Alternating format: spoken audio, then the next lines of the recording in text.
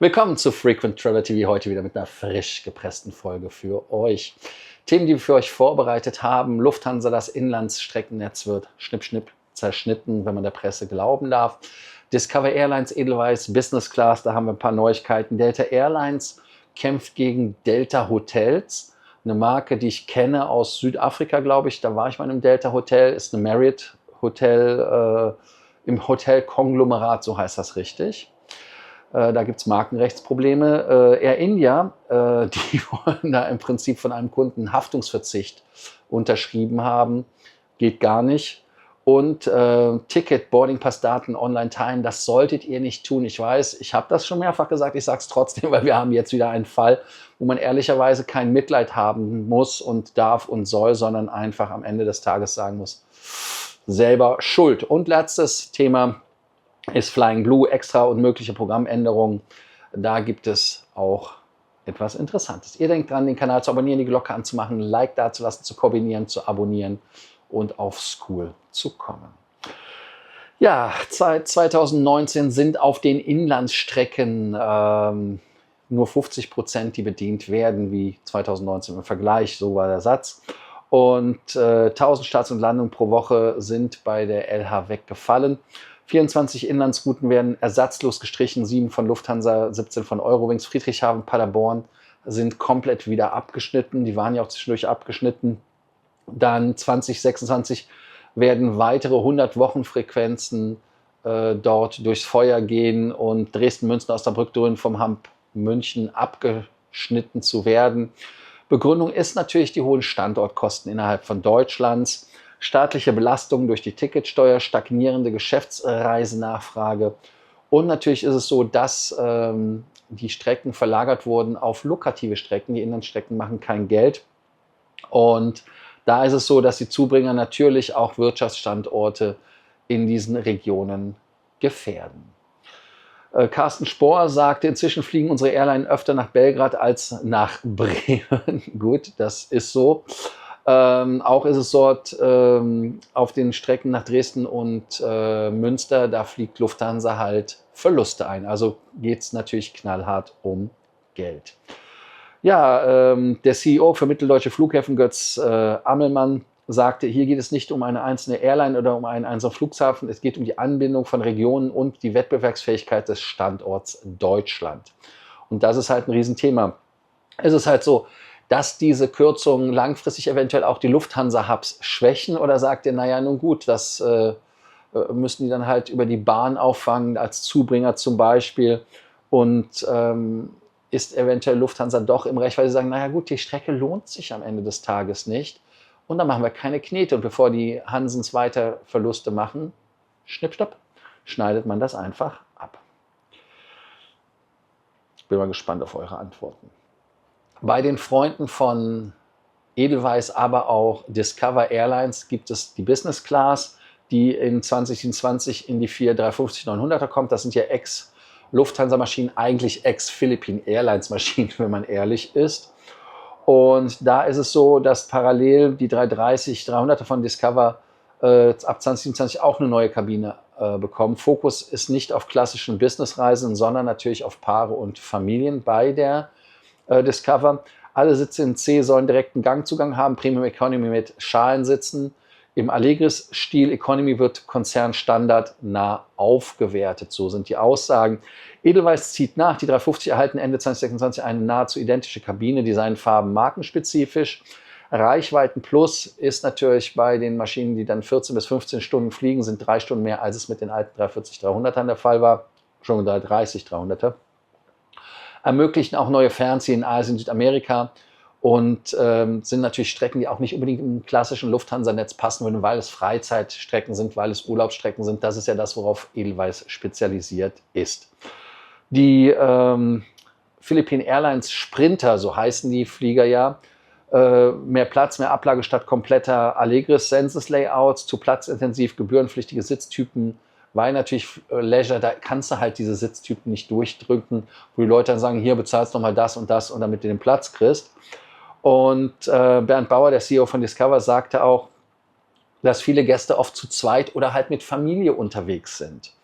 Und dann wäre halt auch da die Allegris-Geschichte ganz einfach dabei vorbei, weil es gibt ja diese Sweetheart-Sitze, ganz, ganz wenig. Und wenn man als Familie reist, ist es gerade bei den heutigen Business-Class-Sitzen das Thema, da hast du Kinder, 2 Jahre, ist ja kein Problem, aber wenn sie dann 4, 5, 6, 7 sind und selber im Sitz sitzen, du siehst sie teilweise gar nicht. Also das heißt, du hast keine Kontrolle, ist natürlich schwierig.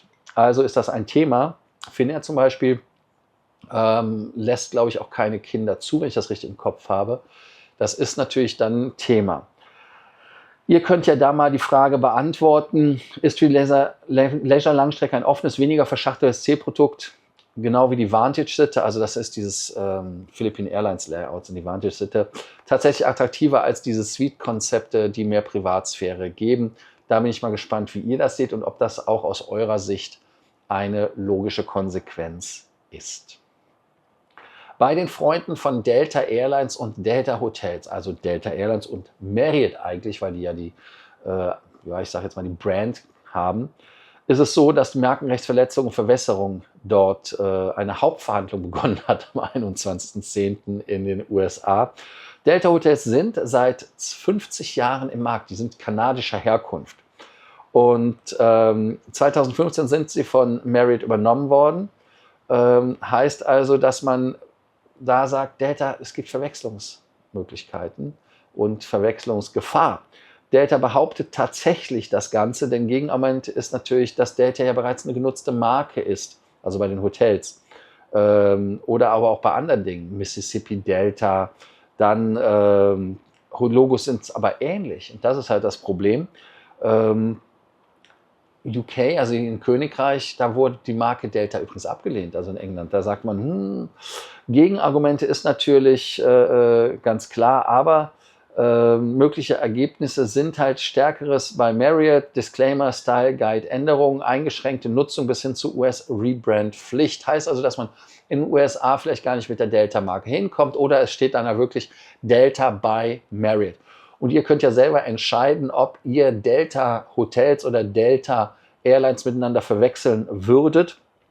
Reicht die branchenseitige Trennung, also Airline versus Hotels, oder ist das schon so, dass diese Cross-Media-Realität, gemeinsame Kanäle, gemeinsame Kundschaft, da ein Problemfall ist? Oder seid ihr dann enttäuscht, wenn ihr bei Delta Airlines fliegt, dass das kein Hotel ist? Oder seid ihr beim Hotel über das kein Delta ist? Ich wäre wahrscheinlich enttäuscht, wenn ich keine SkyMiles-Punkte bekommen würde oder umgekehrt, aber ernsthaft kann ich euch ehrlicherweise nicht sagen. Ich weiß nicht, wie man den Verbraucher schützen muss vor eigener Dusseligkeit permanent. Ihr müsst es wissen. Ja, Air India hat einen Passagier dazu verdonnert, eine NDA bzw. eine Verzichtserklärung zu unterschreiben. Und zwar auf dem Flug von Delta, von Delhi mit Air India, zu viel Delta gerade gehabt, ne? Von Delhi über Wien nach Toronto, 19 Stunden Flug mit defekten Tray-Table in der Business Class, sollte der Kollege einen Waiver unterschreiben, dass er damit kein Problem hat, dass das alles tipptopp ist. Und natürlich wollte er auch nur den kaputten Sitz haben. Die Erklärung am Flughafen war vorgelegt, Drucksituation für den Kunden war natürlich da. Er hat gesagt, willst du mitfliegen, musst du unterschreiben, willst du nicht mitfliegen, musst nicht unterschreiben. Es ist halt auf jeden Fall so, dass natürlich EU-Rechte da greifen, muss man der Ehrlichkeit halber sagen, weil Wien ja eine Landung ist. Und ich denke mal, dass man eher auf Rebooking bestehen sollte, als auf Haftungsausschluss zu unterschreiben, weil dann hast du wirklich alle Rechte weg. Und ich denke mal, dass Air India gar nicht sich so gefallen tut mit diesen ganzen Sachen. Da war doch auch jetzt einer in der First Class, der sollte nur $100 kriegen, obwohl er da mit Wanzen oder irgendwas sich da, also du kannst dir nicht ausdenken, was bei Air India los ist. Und Tata musste aber wirklich nochmal mit dem harten Besen durchwischen, dass sie halt vielleicht diese indische Hospitality, die es ja durchaus mal gegeben hat, wieder reaktivieren. Ja, wie denkt ihr darüber, ist so ein Defekt zumutbar, wenn so ein Tisch nicht funktioniert? Ich meine, ich hatte auf einem 3-Stunden-Flug bei Delta auch das Thema, dass mein Sitz nicht funktioniert. Das nur so als Randbemerkung. Fand ich äußerst spannend, das Thema.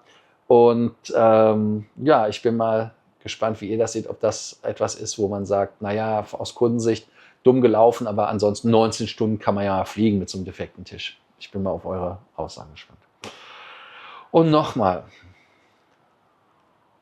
und das ist wirklich ein Thema, was ich gerne sehr oft bearbeite, weil anscheinend gibt es Leute, die Dummen sterben nicht aus. Niemals, nicht euren Boardingpass oder irgendetwas, was euch identifiziert, beziehungsweise den Flug identifiziert, posten auf Online-Medien oder sonst wo. Und zwar, wenn man die PNR hat, also diesen File-Code, die 6 Stellen und den Nachnamen hat, da kannst du so viel Schindluder mittreiben. Das heißt also, man kann damit Tickets ändern, man kann E-Tickets stornieren und deshalb wirklich nie, auch mit der Freeflieger-Nummer, niemals posten. Eine TikTokerin postete Qantas-Reise nach Singapur und kurz darauf wurde diese storniert. $1200 australische Dollar Kaufpreis, 800 wurden dann erstattet und die $400 Change Fee wurden dann später wurden dann erlassen. Aber der Lerneffekt war halt wirklich so, dass man, auch wenn man keine Feinde hat oder Leute hat, es gibt immer Leute, die meinen, sie sind lustig. Und ich weiß noch, wenn ich von Leuten oder sowas die Nummer gekriegt habe, habe ich denen Koscher-Meal oder sowas bestellt, wenn ich mal denen dann sagen wollte, Leute, seid ihr doof. Heißt also, dass man so, dann, lasst es sein, dann können auch kein Schabernack mit euch machen. Und ich denke mal natürlich, dass es so ist, dass man, wenn man auch aufgeregt ist und erregt ist und sagt, ah geil, ich fliege nach Singapur und so weiter, postet es einfach nicht. Auf keinen Medien, nicht auf TikTok, nicht auf Facebook, nicht auf WhatsApp, nirgendwo. Lasst das für euch einfach sein. Also denkt dran. Und da gibt es auch keine Frage des Tages, weil im Prinzip ist da das Thema ganz klar, no.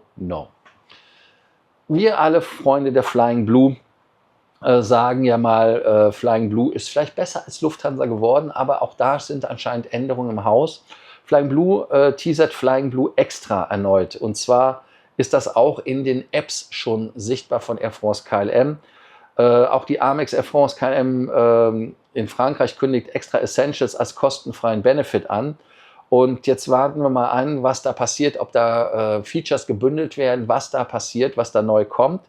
Eventuell Boost Subscription, also den Meilen Accelerator, der die Meilen dort vermehrt, dann Lounge-Zugänge, Promos auf Tickets, Upgrades, eventuell XPs via Saftkauf, Rabattkarten für die Kurzstrecke in Frankreich. Müssen wir mal gucken. Und dann natürlich auch gibt es ja ein Rollover XP-Limit seit dem 1.11.2024. Vollständig wirksam, weil man ja auch versetzte Mitgliedsjahre hatte. Mögliches nächstes Revenue-Komponente auch für Status, Diskussion läuft, Zeitachse der Ankündigung November 2025 und damit wäre dann November 2026 eventuell das Ganze, weil es ja ein Jahr Vorlauf hat. Und ich bin mal gespannt, was da ist. Also ist das ein Thema, das für euch Air France KLM interessanter macht oder Flying Blue interessanter macht oder nicht? Weil über kurz oder lang wird ja auch SAS da drin mit aufgehen in Flying Blue. Und deshalb sollten wir da, die wir bei SAS vielleicht noch einen Status haben, auch mal da aufpassen. Ihr denkt dran, wie immer den Kanal zu abonnieren, die Glocke anzumachen, ein Like dazulassen, auch da dann auf School was zu schreiben. Ihr könnt ja die Fragen des Tages beantworten. Und zwar ist das so, dass die Schwächen der Inhaltskürzung langfristig auch die LH-Hubs da in irgendeiner Art und Weise reduzieren können? Oder ist der Fokus auf profitable Auslandsstrecken einfach wichtig, damit die Lufthansa überleben kann? Und auch die andere Sache ist, findet ihr für so eine Leisure-Airline wie die Discover oder für die Edelweiss dieses offene Konzept besser als dieses Suite-Konzept bei den Sitzen, dass man da halt vielleicht so Vantage-mäßig unterwegs ist? Da bin ich gespannt, was ihr sagt und was ihr denkt und ich freue mich auf eure Nachrichten. Also bis dann, ciao, ciao und wann immer ihr wieder die nächste Sendung schaut. Bis dann.